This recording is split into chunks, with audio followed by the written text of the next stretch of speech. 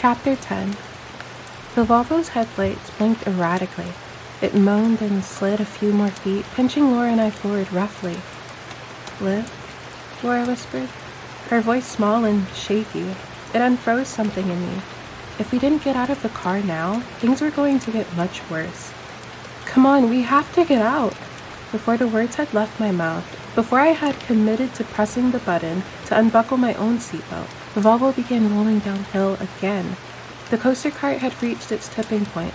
The wheels clunked faster as the front tires hit packed dirt and gained traction on the incline. "No!" Laura shrieked. "No, my seatbelt!" We hit a large rock with a sudden bang that flung both of us against the dash. I gasped, pushing myself back against the seat. Our headlights illuminated a line of scraggly pines before we made impact. The tree trunks were small enough that I could have wrapped both hands around them, fingers touching. Gawky mountain transplants that managed to grab a foothold in the sagebrush-dotted hills and crumbling dry dirt. They weren't enough to stop our flight. We hit the trees, the loose lap belt snapped tight against my waist with a sudden vice grip, while the shoulder belt went slack. The impact flung me forward as the airbags deployed. The seatbelt strap dug tighter into my stomach, forcing the air from my lungs, while the airbag enveloped my head, covering my nose and mouth, making it impossible to draw a breath. The vehicle bucked and shuddered like a spooked horse, picking up speed as it ran down the hillside, clanging and screaming each time it collided with a new hazard. I couldn't see, I couldn't breathe, I couldn't hear Laura's screams anymore. Just the sound of the air rushing through the open window and the vehicle itself banging and squealing, moving faster and faster downhill. Bam, bam, bam! We hit something substantial with a teeth-rattling slam, mowing it down in a series of rapid-fire blows to the undercarriage. With each hit, the impact threw me against the seat, then forward against the airbag. I managed to push myself back from the airbag and tried to draw a gulp of air. All I got was a fresh mouthful of dust. I coughed violently, desperate for oxygen as the Volvo crashed forward. White dots prickled through my vision, and I was sure I was going to pass out. "Protect your head, protect your neck, brace for impact. Keep fighting," my brain demanded on repeat, grasping at fragments I'd heard again and again on secrets to survival. I tried to reach my hands up to the back of my neck, screaming Laura's name, before my face pressed into the dusty airbag yet again.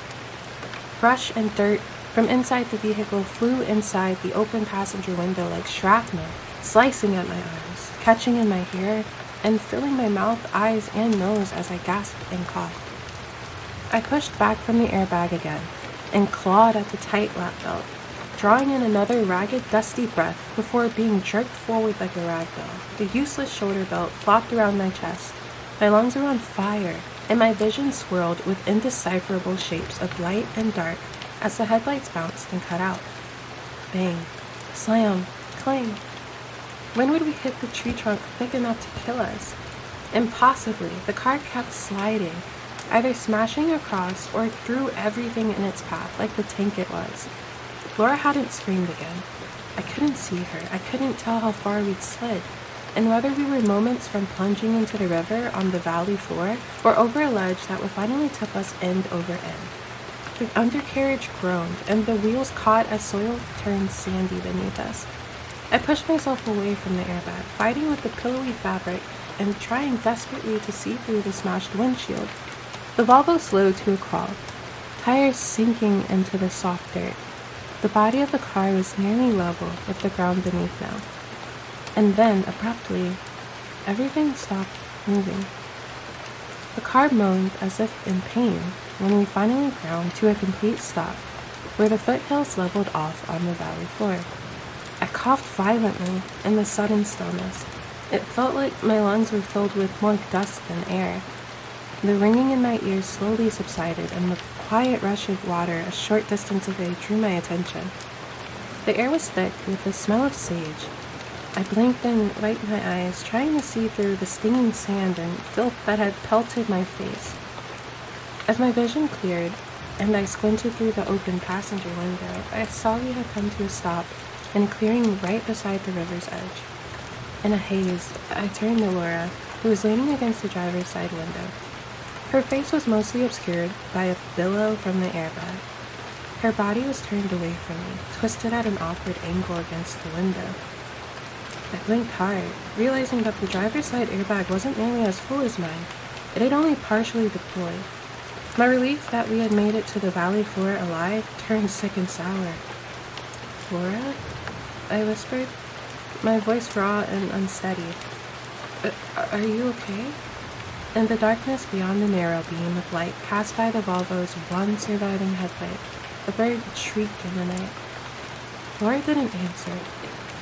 I unbuckled my seatbelt and gently nudged her shoulder, pressing down on the corners of the airbag so I could see her face. Her eyes were closed and her mouth hung slightly open. The deep purple lipstick that had been flawless earlier was now smeared across her chin like blood. Was she dead? "Please, no," I whimpered, straining to hear her breathing again. I couldn't stop myself from coughing violently again. I pressed 2 fingers gently against her throat. She suddenly groaned, rolling away from me onto the inflated portion of the airbag. My shoulders slumped with relief, and I shifted to a kneeling position on the passenger seat. When I brushed the pale strands of hair away from her face, she mumbled something. "Laura? What hurts? Can you move? Can you hear me?" She moaned in response, but didn't try to move again. The Volvo's remaining headlight flickered erratically, then went out, wrapping our wreck in a blanket of darkness. The vehicle made a tired-sounding sigh, followed by a loud bang somewhere in the bowels of the undercarriage, then quivered into silence.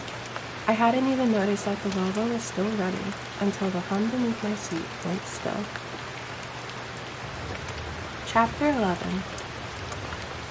"Laura?" I whispered again, my voice catching as the buzz of adrenaline threatened to spill into tears. Something acrid wafted through the open window. Was it smoke? Fluid from the vehicle? Were we safer inside the car or out? Was this what the men in the truck had wanted all along? I squeezed my eyes shut, pushing the unanswerable questions away. Right now, I really needed to know how serious Laura's injuries were.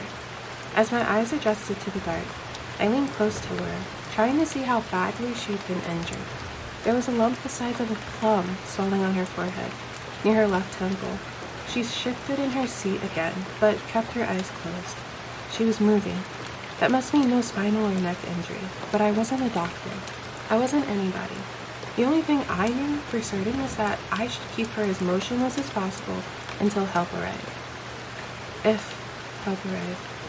The only people who had any idea that our car had crashed were 2 men in masks who had run us off the road. I stared out the open passenger window, looking up the hillside. At least they're gone.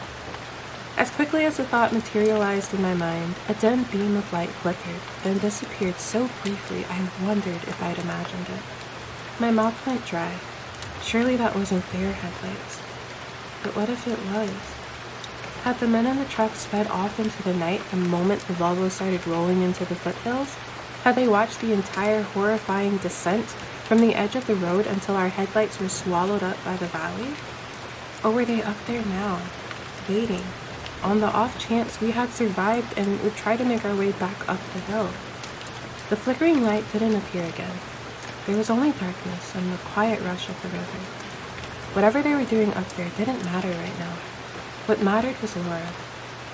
The unfamiliar emotion prickling through my veins wasn't panic anymore. It was something like outrage. I replayed the memory of slashing the boombox onto the man's arm and hoped I'd done at least a little damage. The indignation stunned me, enough that I stopped worrying about the bump on Laura's head and the fact that we were alone in the middle of the hills without any chance of rescue. I'd been bracing for something bad to happen for as long as I could remember. Ever vigilant, ever anxious, Olivia Heath. The bad thing had finally happened, but for now, at least, both Laura and I were still alive. If I played my cards right, it would stay that way.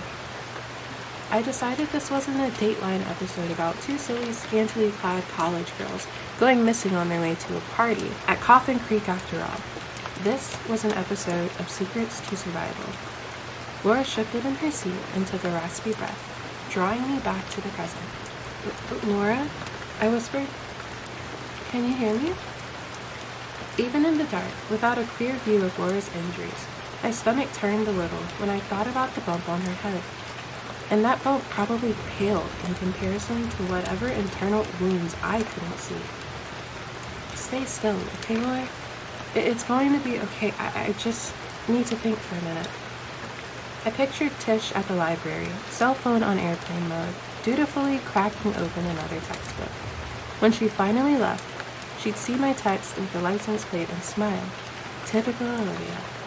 Then she'd go to bed thinking we were at the bonfire. When she found our beds unmade in the morning, surely she'd know something was wrong. She'd call her and Laura's parents. She'd text my mom. Maybe she'd even enlist Tony to find out whether any of his fellow Deltas remembered seeing us at the party.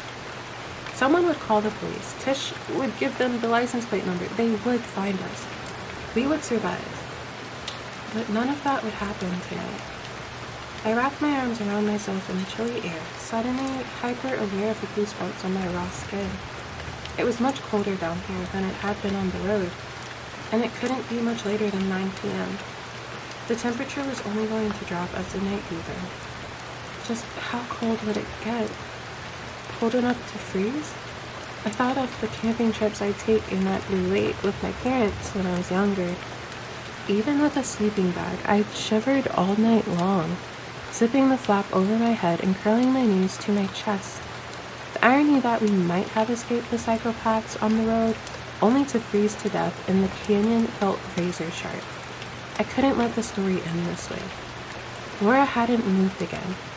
I watched her chest rise and fall as reassurance that at least she was breathing easily while I took inventory of our options. When someone drove up the canyon looking for us, tomorrow most likely, they would eventually find the place where the Volvo went off the road. With all the brush and dirt that was now inside the car and stuck to my clothing, we might have left some kind of trail. There might even be skid marks and tire tracks on the road where the pavement met the soft dirt at the top of the grade. My mind spun as I tried to remember who else had RSVP'd to the bonfire tonight. Bunch of drunk college students, came the easy answer.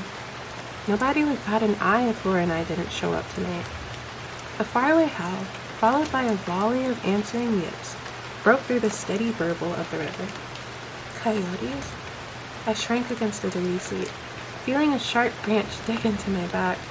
It sounded like they were just past the wreck. Despite the dim light, I could see my breath as it came in fast, shallow puffs. I refocused my attention on the rise and fall of Laura's chest, desperately wishing she could help me think through our options. Thankfully, the acrid smell I detected earlier had all but disappeared. The ancient Volvo felt like our safe haven again. Laura should stay where she was in the car. She wasn't in any condition to bushwhack. But what about me? Should I stay with her until help arrived? Find a way to keep warm? Should I leave her and hike until I could call 911? Laura's phone. I froze. Where was it? My phone was still tucked safely inside the travel pouch at my waist. I pulled it out, bracing to see a black screen. But it lit up as soon as I flipped it open, the screen blinking a low battery warning of 1%. There was every reason to think it might die after one more call. I frowned. Laura's phone had substantially more juice left, but only if I could find it. I remembered the feel of the little rectangle hitting my foot right before we went over the edge of the road, but I had no idea whether it was even inside the car anymore. Plenty of debris had flown into the open window as we careened down the hillside in a horrifying roller coaster ride. Had the phone been thrown out too? The car hadn't flipped. Some of the papers and trash were still scattered around the vehicle. The phone had to be nearby. Unbuckling my seatbelt, I leaned down and began frantically running my hands along the grimy car floor and into every crack and crevice, repeating the same desperate dance I'd done earlier. All of it could have been avoided if I had just had some goddamn pockets. This time, no matter how many times I swept my hands between the cracks and around the debris on the floor, I couldn't find the phone. It simply wasn't there. Laura moaned, but I didn't look up this time. In the darkness, my fingers ran along some sharp, leafy, and unidentifiable objects that would have made me draw back in disgust an hour earlier. The fingernail on my pointer finger must have come off at some point during the chaos earlier, but I barely felt it anymore. I just wanted to feel the familiar shape of Laura's tiny flip phone in my hand again. Shit, please, God, please, please, please, I prayed, even though I hadn't been to church all year. Not since Christmas, when my mom had dragged my dad and me to midnight mass. I forced myself to slow down, methodically feeling the nasty carpet underneath Laura's feet, crouching and then carefully reaching past her, running my hands along the dirty driver's side. I climbed over the console and into the back seat, carefully inching past Laura's slumped frame so as not to jostle her. A chorus of yips and howls started up again, close enough this time that I paused to look out the open passenger window for glowing eyes. Nothing. I kept my hands crawling over every surface, slow and desperate. No phone, and nothing even remotely useful to keep us warm, except maybe Tony's mesh gym shorts. I grabbed the slippery material and slid it over my arms, catching a whiff of cologne. Teeth chattering, I finally pulled my legs up to my chest in the back seat, hugging myself and mumbling the same rambling prayer. From somewhere beyond the Volvo, there was another shriek and another chorus of yips and howls. I blinked back tears of frustration and, laying my head on my knees, I would make one more pass at the car, and if I couldn't find it, I'd take my chances with the 1% battery. Dear God, help me find that fucking phone, I prayed aloud to whoever might be listening. From the front seat, Laura coughed. Then, to my amazement, she laughed softly. Can't swear in a prayer, then. Cancels the whole thing. My head snapped up. Laura had pushed herself upright in the driver's seat. One of her eyes drooped a little, but she swayed slightly as she touched the lump forming near her temple. But she was conscious. She smiled wearily. For a moment, I couldn't speak past the lump in my throat. I leaned forward and touched her arm, wanting to throw my arms around her, but too afraid to touch her. You're okay? I finally choked out. Laura winced as she shifted in the seat and lifted something up for me to see. I don't know about okay, she said, her words thick and slow, but my phone is right here. Chapter 12. Laura's phone had bounced off the dash and landed on her lap when we hit the first bump on our flight down the hillside. She'd managed to tuck it under her legs before her head hit the window and she lost consciousness. At first, I couldn't stop shaking and crying. I still wasn't sure what we should do next, but I wasn't alone anymore. And we had a phone with enough battery power if we could just get it to connect. There might be blankets in the trunk, Laura managed, as she shifted in her seat, wincing as she tried to peer outside the car. The cracked, dirty windshield had fogged up and was starting to crystallize as the moisture froze. It was impossible to see much of anything now, except through the open passenger side window. You're gross, but better than those shorts. I let out a choked laugh, pushing aside the memory of the howls I'd heard a few minutes earlier, and grabbed the keys Laura passed me. It took some effort to open the backseat doors. One wouldn't budge at all, and the other was wedged against the skinny trunk of a small pine the car had demolished, before coming to rest on the loose soil in the clearing near the riverbank. I finally managed to kick it open with a hollow-sounding clink and the crack of snapping branches. My flats sank into the sandy soil, and dirt poured inside my shoes. Keeping one hand on the dusty Volvo, I turned in a slow circle, trying to orient myself in the consuming darkness outside the car. The sound of the river burbled quietly, and the breeze whispered through the brush, flanking the river on both sides. For now, the coyotes were quiet. One more time, I strained my eyes for any sign of headlights from the road, tucked somewhere above the sloping hills. But all I could see were the stars, burning impossibly bright in the velvet sky. The night was silent now, except for the soft coo of an owl in the distance.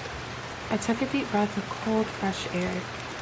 Shivering hard, I hurried to the trunk and inserted the key. It opened easily enough, and inside I found not one, but 2 blankets shoved into the very back. From the way they peeled like Velcro from the coarse fabric lining in the trunk, they might have been there as long as the car had existed. I squealed softly with delight, then made a quick retreat to the safety of the Volvo, climbing in through the back seat, then over the console next to Laura. I shrugged off Tony's gym shorts and carefully tucked one of the scratchy flannel blankets around Laura's shoulders. I wrapped the other around myself, already feeling warmer. We just reset the clock, I told myself. Anytime the host of Secrets to Survival covered a wilderness survival story, he repeated the same advice. It went something like, you just have to remember the rule of threes. You can survive 3 minutes without air, 3 hours without shelter, 3 days without water, 3 weeks without food. First things first, and you'll survive. I wrapped the blanket tighter around my body. What was the rule of threes for the terrifying chase with the men in the truck that had sent Laura and me plummeting to the valley floor? 3 seconds before he pulls you up from the car by your hair. 3 minutes of sliding through the hills without a proper airbag or seatbelt. I shivered and hugged the blanket tighter, unwilling to imagine what 3 hours might have brought if Laura hadn't been able to restart the Volvo. I pushed the memory of their grinning mask away. We could both breathe again. We now had some kind of shelter and even water if we got desperate enough to risk drinking from the river. Tish would realize we were missing in the morning and send help. There was no need to think past the warning. We just had to sit tight. For the first time, a tentative blossom of hope ignited in my chest. As long as the rule of threes held out, we still had a fighting chance. Laura lay her head down on the partially inflated rescue airbag like a pillow. I leaned over the dash so I could snuggle up against her side. The coyotes bickered in the distance, farther away than before, and I relaxed a little more. Neither of us were shivering quite so violently, even with the open window. I flipped open Laura's phone and studied the bright screen, in case the deceptive service bar had suddenly appeared. It hadn't. Before I closed the phone, I turned the light towards Laura, reminding myself that the dark smears on her face were lipstick, not blood. Hey, open your eyes for a second. She squinted into the light. Why? I snapped the phone shut. One of her pupils was significantly larger than the other. Does your stomach hurt? She frowned. Yeah, a little. You definitely have a concussion, I said as matter-of-factly as I could, not wanting her to worry. I could worry enough for the both of us. Maybe I should take the phone and try to get a signal so I can call for help, I said slowly. I really didn't want to get out of the Volvo or walk through the darkness by myself, but Laura's injury had me worried. What was the rule of threes for concussions? Laura grunted.